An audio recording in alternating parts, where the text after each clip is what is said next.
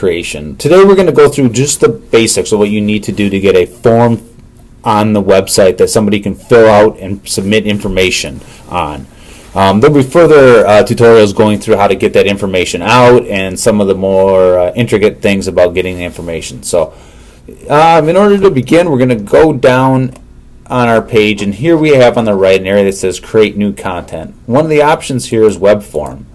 I'm going to click on that, give my web form a title here, and I'm going to call it conference registration, an OK title, and then I'm going to scroll down to the body. This is information above the form, so information about the conference.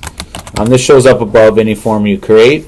I'm going to then go down here and click Save, and now I have a new content type called web form created.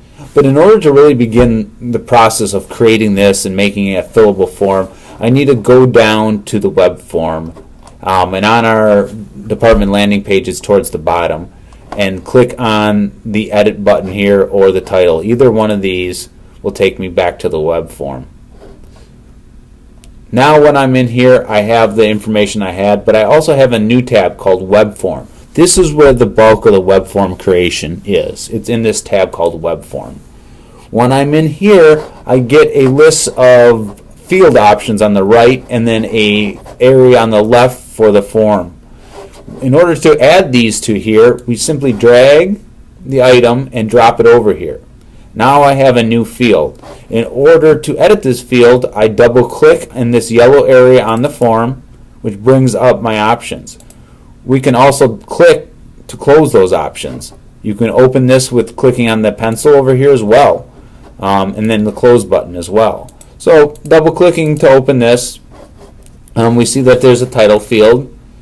If we want name, I put name in here. There's a default value field that you can add more discursive information. Please enter, that's the default value in the field.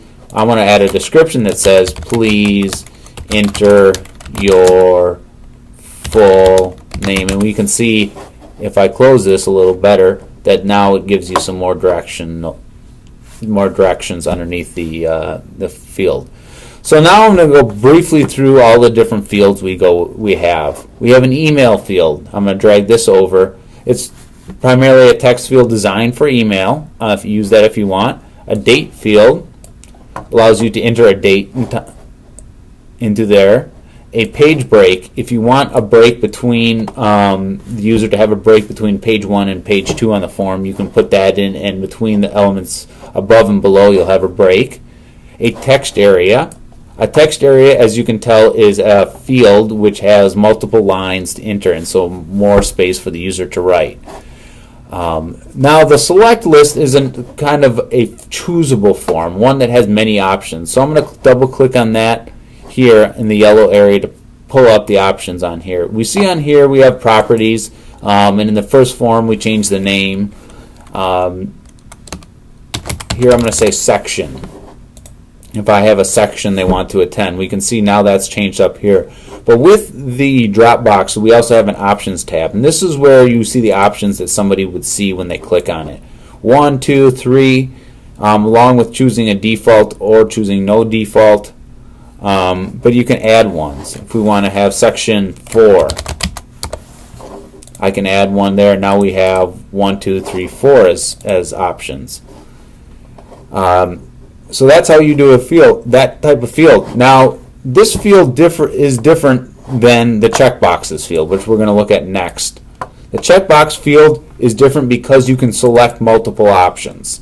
So it's a very similar layout. I double clicked on that one, and in the options I have 1, 2, 3, and I'm going to add an item 4. But here we notice there's multiple checkboxes as the default, and I'm going to uncheck them. Now there's no default, but the user can choose multiple items. So if you have something where they can choose more than one, use this field. So I'm going to close this field now. And so those are the basic fields we're going to go through today. We will go into some more fields in the more complicated tutorials, and we're also going to talk about validation. How do you validate, and what do you do about feedback? Thank you.